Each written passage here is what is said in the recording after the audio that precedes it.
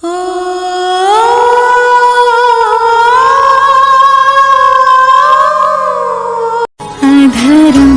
मधुरं वदनं बोलून हरे कृष्णा कृष्णा कृष्णा। নমস্কার বন্ধুরা, মনু ডায়েরিজ চ্যানেলের আবার একটা ভিডিও নিয়ে চলে এসেছি। তো ইন্ট্রোটা দেখে বুঝতেই পেরেছো আমরা যাচ্ছি মায়াপুরে। আর এই যে নিয়েছি মায়াপুরের স্পেশাল মোহনভোগ। তো নিয়েই লঞ্চ ঘাটে চলে এসেছি। এই দেখো ওদিকে মা তিলক পরে নিল আর সাথে হচ্ছি আমি। তার কারণ একটাই, মায়াপুরে আসবো আবার তিলক টানবো না, এটা কখনো হতে পারে?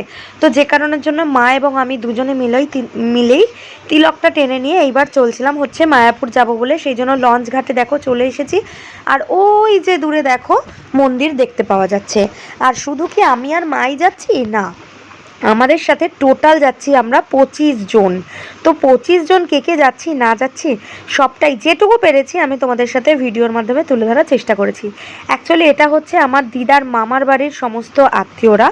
তো ওদের বাড়ি শান্তিপুর, ওরা ওখান থেকে এসেছে আর আমরা আমাদের বাড়ির এখান থেকে ট্রেনে করে গেছি, ওরা গাড়ি করে এসেছিল। তো যাই হোক, এইবার আমরা দুজনেই মানে ওদের ওই টিমটা আর আমি আর মা সবাই মিলে এক জায়গায় হয়ে গেছি। বলতে বলতে এই যে লঞ্চে উঠে গেছি।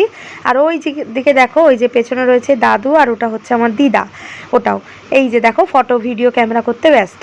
তো যাই হোক, আমি ওদেরকেও একটুখানি আমাদের সাথে এই জায়গাটায় ছিল বলে ভিডিও করেছি। আর ওই লঞ্চে আমাদেরই সব আত্মীয় ভর্তি।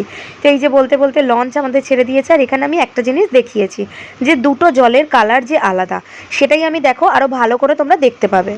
এই দেখো জলটা দেখেছো, এই দেখো কালার দেখেছো,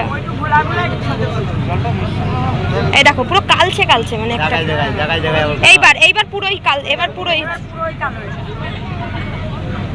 তো এদিকে লঞ্চ ঘাট থেকে পেরিয়ে এই যে আমরা টোটো করে নিয়েছি। টোটাল 4টে টোটো বুক করে নেওয়া হয়েছিল আমাদের। আর এক একটা টোটোতে ছিলাম 6 জন করে, প্লাস বাচ্চারা তো কোলে বসে গেছি। তো যাই হোক, এই যে আমরা বলতে বলতে দেখো মন্দিরের প্রায় একদম কাছে চলেই এসেছি। আর ওই যে পাশে দেখলে ওটাও হচ্ছে আমার আর একটা দিদা আর একটা দাদু সামনে বসেছিল। তো এই যে মন্দিরের আমরা সামনে চলে এসেছি। তো এরপরে ইতিমধ্যে আমরা ভেতরে ঢুকে গেছি মন্দিরের মধ্যে। তো দেখো মন্দিরের মধ্যে এই যে আরতি চলছিল তখন ভগবানের, এই যে হচ্ছে আমার মা। আর এদিকে দেখো মন্দিরেতে নৃসিংহদেবেরও ওদিকেতে পুজো চলছিল। তো যে কারণের জন্য মন্দিরে নৃসিংহদেবের সামনেও খুব বড় করে অনুষ্ঠান হচ্ছিল। কি একটা কোনো তিথি ছিল, আমার এই মুহূর্তে সেই তিথিটার নামটা মনে পড়ছে না। নৃসিংহদেবকেও সেদিন বিভিন্ন ফলের রস, দুধ এবং বিভিন্ন সব কিছু দিয়ে, ঘি, মধু, দুগ্ধ দিয়ে সব কিছু দিয়ে স্নান করানো হচ্ছিল, কোনো একটা অভিষেক চলছিল। তাই দেখো মন্দিরে কি সুন্দর গান চলছে।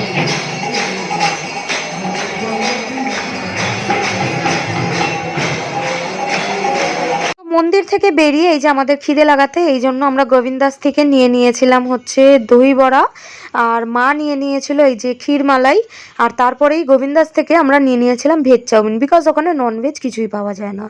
তো এই যে এখান থেকে খাওয়া দাওয়া সেরে তারপরে আমরা নতুন মন্দিরে চলে আসি।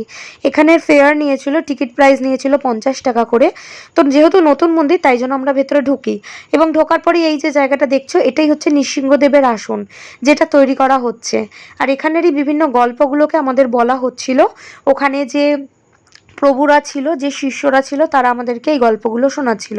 আর এই যে দেখো এই যে হচ্ছে মন্দিরটা, বড় মন্দিরটা, এই যে 3টে জায়গা দেখছো, এখানেই হচ্ছে কিন্তু আমাদের একজন প্রভুপাত এবং আমাদের রাধা মাধব যে ভগবান রয়েছে তেনারা এখানে বসবেন।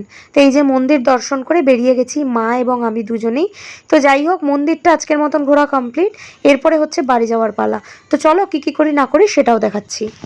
তো আমাদের এই যে সব কিছু এখান থেকে কমপ্লিট হয়ে যাওয়ার পরে যখন আমরা বাড়ি ফিরছিলাম সবাই, সেই মুহূর্তে মায়ের হঠাৎ করে মনে পড়ে যে না, মায়ের গোশালা থেকে মা ঘি এবং ওখানের একটা ক্ষীরমালাই খুব টেস্টি, সেটা মা কিনবে বলে। তো সেই মুহূর্তে, শেষ মুহূর্তে গিয়ে মনে পড়ার পরে ওরা সবাই চলে যায় বাড়ির দিকে এবং আমি আর মা টোটো বুক করে ওখানে যাব বলে ঠিক করি। ঠিক সেই সময় জানতে পারি যে গোশালা বন্ধ হয়ে গেছে, তাই জন্য আমরা গোশালা থেকে ঘিটা আর আনা হলো না এবারে। কিন্তু আমরা ঠিক করেছি এর পরের বারে ঠিক যাব। আর এই যে তোমাদেরকে বলছিলাম না আমাদের সাথে মানে আমরা 25 জন যে টোটাল এসেছি প্রত্যেকের ভিডিও করা পসিবল হয়নি, বিকজ এত জন মিলে একসাথে আমরা সত্যি একই ফ্রেমে কখনোই আসতে পারিনি। তো এরপরে নৌকোর ঘাট পেরিয়ে আমরা চলে আসি নবদ্বীপের সেই সব থেকে পুরনো দোকান যার লাল দই খুবই বিখ্যাত। মা ওখান থেকে নিয়ে নেয় লাল দই এবং আমিও রসমালাই খেয়ে এবং বাড়ির জন্য আমরা নিয়ে চলে আসি বাড়ির পথে। তো ভিডিওটা আজকের জন্য এইটুকুই ছিল বন্ধুরা। তোমাদের ভিডিওটা কেমন লাগলো না লাগলো পারলে কমেন্টের মাধ্যমে জানিও। তো সবাইকে শুভরাত্রি।